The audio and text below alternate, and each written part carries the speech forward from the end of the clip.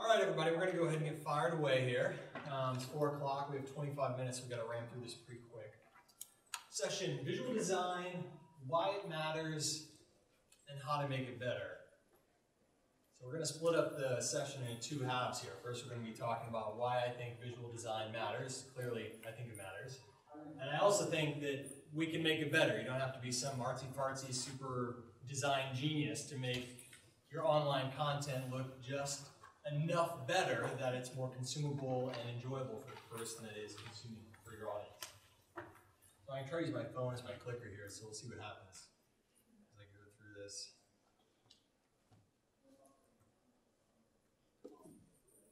All right. So I'm Jeff Lee. I'm the Director of Product Development at Foliotech. I've spent the last 10 years of my life focused on human-computer interaction and design, how people engage with software, and trying to make software that is pleasing, aesthetically enjoyable experience for anybody that wants to interact with it. And I'll be doing this presentation today along with Carrie Luke. Hi everyone, my name is Carrie Luke. I'm an instructional specialist and portfolio lead at the University of Michigan's libraries. My degree was in digital rhetoric and writing, so I come to this with expertise out of the English department. All right, so first off, why does the visual even matter? Why is it relevant? Wouldn't it be great? Let's just worry about the content. Who cares about how things look, right? Unfortunately, that probably isn't the case. So it's a visual session, so let's look at some visual things. Clicker. There we go. First off, we're going to talk about the visceral side of things, and then I'm going to show you some research that hopefully backs up some of the visceral things we're going to talk about. Visceral meaning emotional, our knee-jerk reaction to seeing some type of visual stimulus. So visceral first off. So I think it's important we're talking about visual things. So let's look at some visual things. Nice. We have a child walking in the snow. Maybe some of you have been to Chicago at night, seen Chicago at night. It's nice. I don't know if anybody has seen this picture though. It's my wife. It's not. She would kill me if she heard me say that. I love this picture actually because it emphasizes my first point. Even the first picture. We all have an emotional reaction to a visual stimulus. Sometimes it's an intense emotional reaction. Sometimes it's not that much of anything. But we have some kind of knee-jerk, visceral response to a visual stimulus. And this matters because when we have that knee-jerk response to this visual stimulus, we tend to draw conclusions. Sometimes substantiated, sometimes unsubstantiated. Let me give an example. 18 months ago, I was driving my car and I was listening to ESPN radio. I'm a guy, that's what we do. And Colin Cowherd, his radio show was on, and he was talking about watching the primary debates.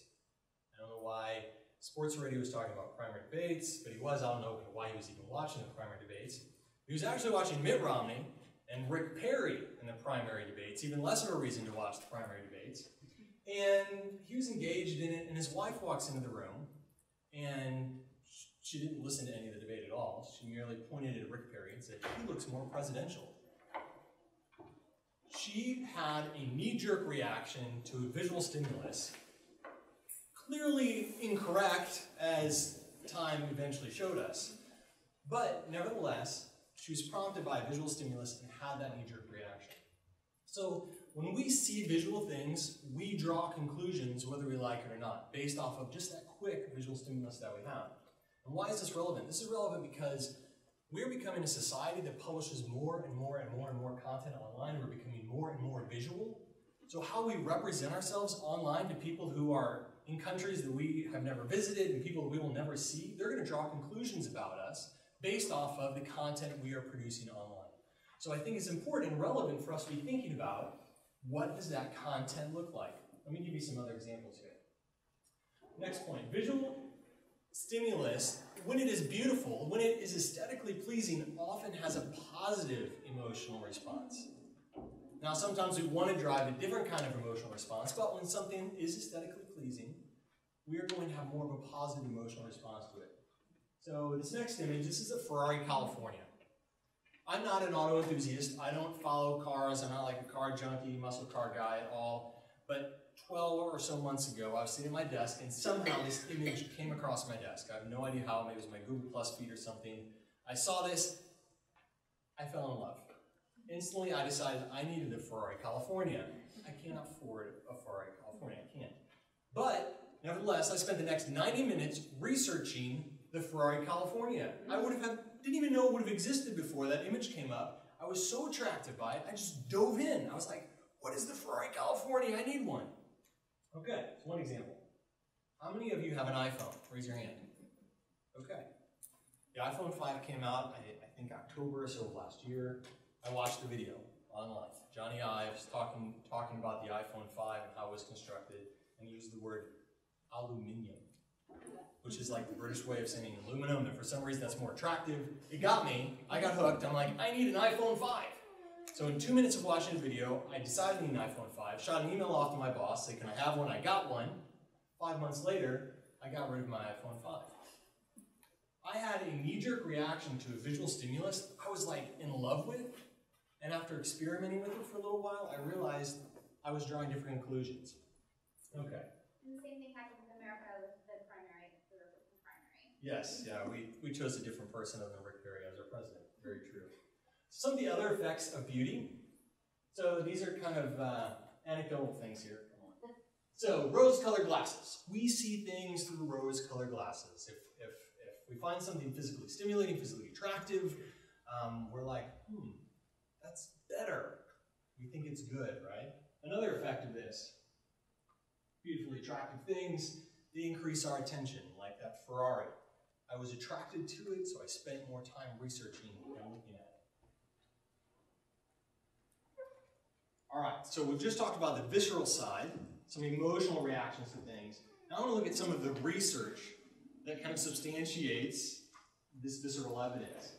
So some of the research to back this up. First, we're going to talk about, I don't know if we've all been in college, hopefully, or in the middle of college or on our way to college, our basic psych class. And one of the first things I learned in Psychology 101 was the halo effect. Has anybody heard of the halo effect? Raise your hand. Halo effect. Okay. This basically states that if we find something physically attractive, physically pleasing, then we're going to associate positive attributes to that thing, even though they're unsubstantiated. So if this were a person, like I might think that Carrie's physically attractive, and I also find her very entertaining. Well, even though I find her entertaining, I might also say, well, she's also very generous. Okay? I have no evidence to back up whether or not I think Carrie's generous, but just because she's physically attractive and entertaining, I'm also going to conclude that she's generous as well. This is the halo effect. Now, Thorndike, 1920, the Wikipedia article that talks about, there's a ton of research about this. You can just search online. A subset of the halo effect, next slide, is the what is beautiful is good, or physical attractiveness stereotype. So the halo effect basically says, if you think this is positive, you're going to conclude there's other positive things too. Well, the beautiful is good stereotype, next slide, also talks about if you find something physically attractive, aesthetically pleasing, and it has attributes you like, you're going to think they're better than they actually are. So again, back to my Carrie example, if I find Carrie funny, and I think she's funnier than she really is, more funny. Funnier, more funny. I don't know, not an English major, I'm a designer. So we're going to take these attributes and make them greater than they really are in reality. All right, next slide. Here's a study that was done in 1970s or early 70s, where some participants got images of people that some were ugly, some were moderately pleasing, and some were attractive, physically attractive. And they looked at some of these social characteristics about these pictures. And they asked participants, so rate people on these components. So are they socially desirable? What about their occupational status? Their marital competence? What is their likelihood of being married? Parental competence? Social and professional happiness? And across the board, for the most part, they found that if somebody is physically attractive, that these social attributes are going to be exemplified, are assumed of that particular individual. The one thing I did find was interesting about this is, yes, you're more likely to be married if you're physically attractive. That's not news. You're also more likely to have a happy marriage if you're physically attractive. But you're not going to be a good parent. They found that parental confidence actually decreased if you're physically attractive. I just found that for some reason entertaining. All right, next slide. Okay, so beauty can also increase our attention. I was talking about the Ferrari example before, how I just dove into the Ferrari California and got super excited about it. Well, it turns out there's some additional research that was done, next slide, in British Columbia, University of British Columbia in Canada. And you probably have heard this statement before, you can't judge a book by its cover, right? We don't judge a book by its cover. Well, turns out, next slide, this study that was done in Vancouver, what is beautiful is good, next slide, and more accurately understood, physical attractiveness and accuracy in first impressions of personality.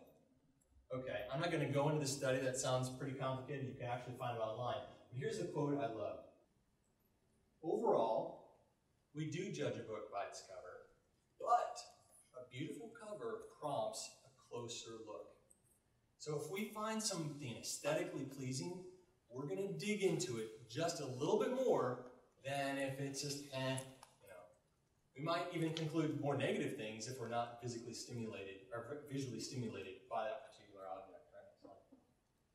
All right, so what does this mean for us? So we want to break this down. This is where Carrie's going to jump in too.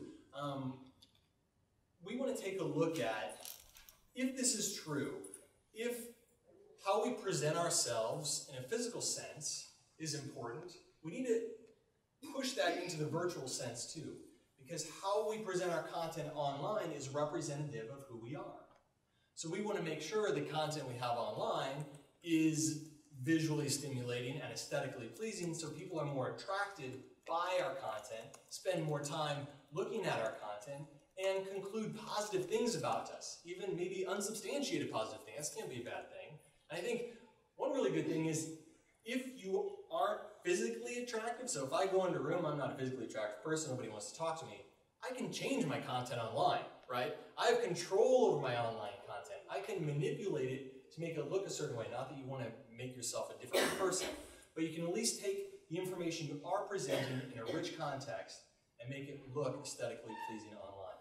So Carrie's going to talk about visual design from a rhetorical standpoint, and then I'm going to talk about it from a visual standpoint, how to improve it.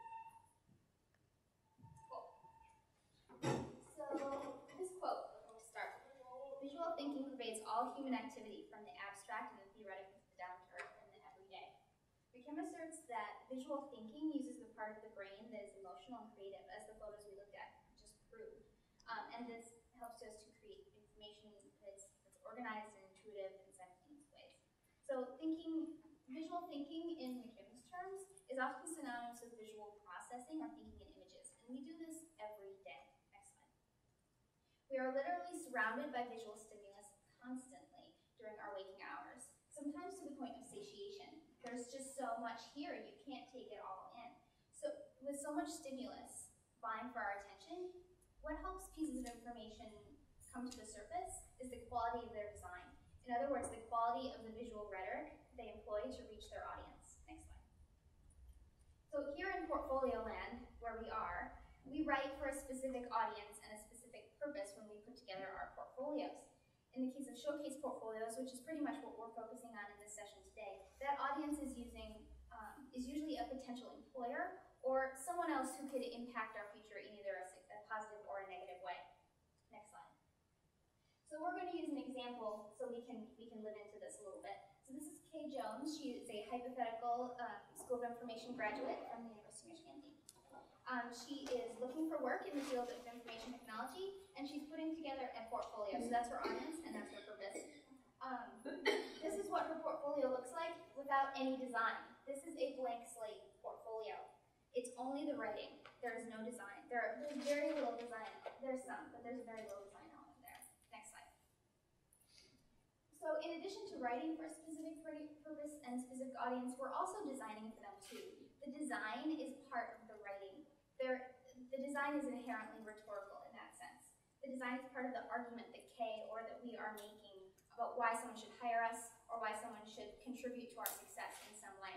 So how professional the portfolio is, how clean and concise it is, how visually attractive it is, that will impact our readers in positive and negative ways. And the portfolio, as Jeff said, is a stand-in for us in that moment, so we want it to represent us as best as possible.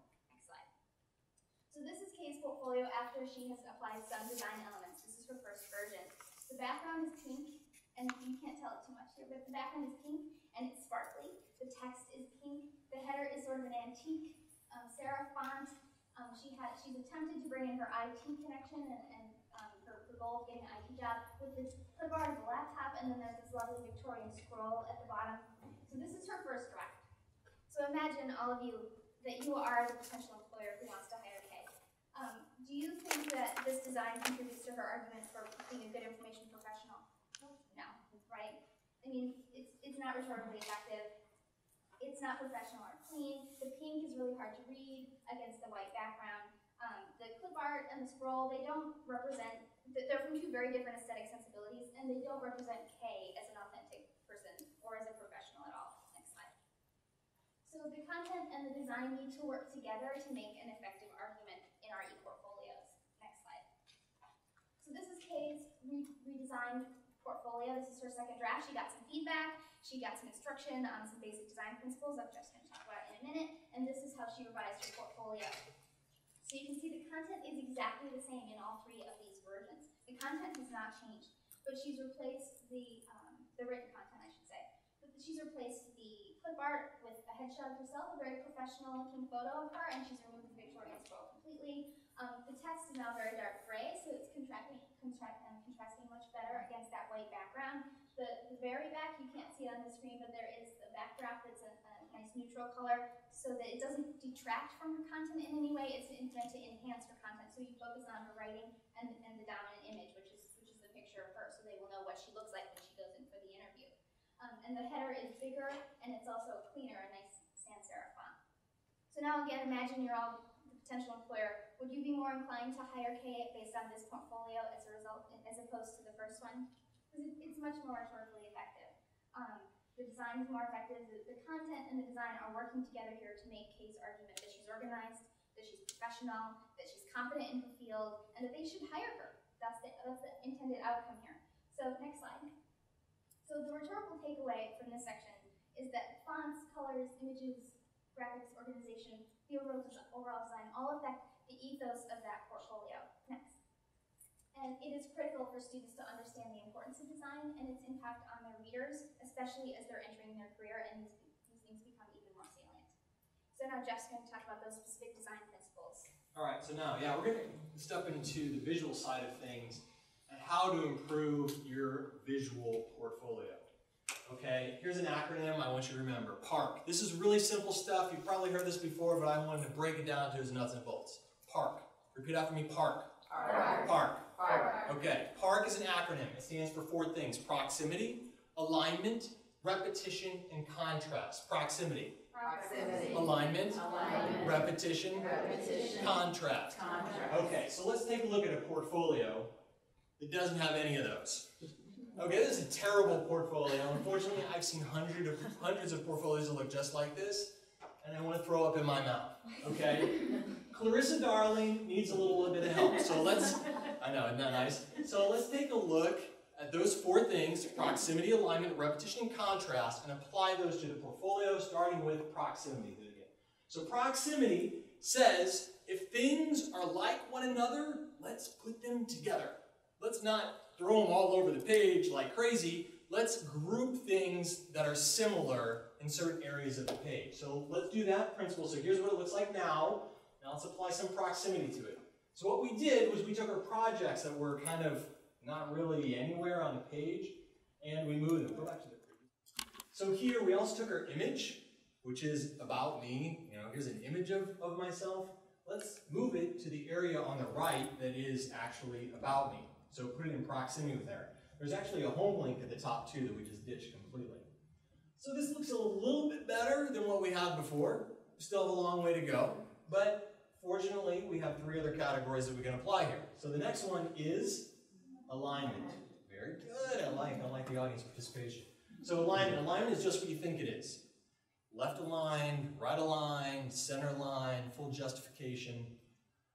I would hope that all of you, 5 minutes, 3. I would hope that all of you would experience with right aligning and left aligning and not just center align everything. I see a lot of things that just center align. Whee, it's in the center, let's center it. That in Comic Sans. Let's move.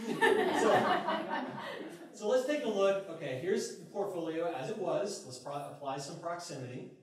Now for alignment, see how this is center aligned in the middle? Our eye naturally gravitates towards invisible vertical and horizontal lines. It's just natural. That's what we do. So we want to apply those invisible horizontal and vertical lines to our design. So that's what we'll do with this particular portfolio. We'll take the menu that was on the right, move it to the left. We left aligned all of the content. So now, does your eye gravitate? You can draw lines with your eyes there. It's like, oh, it just looks better. I can settle on that. It's more comfortable. I'm not anxious just looking at that previous portfolio. All right, proximity alignment. Repetition. Repetition. Come on, repetition. Repeat. There we go. Repetition. All right, let's take a look at Clarissa's portfolio as it was. At the beginning, we applied what? Proximity. Proximity, very good. What do we do next? Alignment. Alignment. And now we're going to repetition. So repetition says repeat as many things. Well, let me take a step back here. You don't want to repeat as many things as you can. You want to find key elements of your portfolio and repeat those. Okay? So if you have circles, squares, triangles, rectangles, ellipsoids, whatever, and you want to repeat all of those, that might be a little overwhelming. But if you just want to repeat your triangles over and over again, that might be a good design thing to do. So what we did with Clarissa's portfolio was we said, okay, we've got this big image in the background, and we're going to go ahead and reuse the colors from that image. Now, granted, yellow is hard to read right now. We'll talk about that in a second, but at least it's a repeated element. The fonts before, she was using like 5 different fonts. We ditched those. We changed to the same font for the whole entire thing. Now, when I talk about contrast, well, let's talk about fonts a little bit more. And we also made the size of the font the same for everything. So what I like to do is, when I start to repeat things, let's strip it all down to the simplest element as we possibly can, and then we can slowly add things into it. There was a famous designer named Dieter Rams, and he said, make it less, but better. So there's constantly a thought that's going through my mind. Can I make this less, but at the same time make it better? All right, finally, we are going to apply contrast one more time. So the contrast of the portfolio or whatever physical thing that we are showcasing online. Next slide. So what we're going to do is take Clarissa here. This is the way it was. We applied proximity. Then we went to alignment, and then we repeated some things. Now, we want to take those repeated elements and think, are there certain repeated elements that I want to stand out, that I want to apply some weight to? So we contrast them. So flip to the last slide here. So this is a finished product of Clarissa's portfolio. You can see in her fonts, we use 2 fonts. This is called font pairing. I can have a big discussion on font pairing. But the title font is one, and the rest of the portfolio is another. So just keep it simple. Stick to 2 fonts. It's the best modality that you can find. Sometimes we want to toss in 3, but we don't have time for that. We also contrasted some color a little bit better, and we applied a background, white background here, so our color would stand out. Because with that background image, it presented some issues. We're out of time. Thank you so much. If you have any questions, I have a handout for you that I will give as you guys leave. It's actually up here. That's it. Thank you.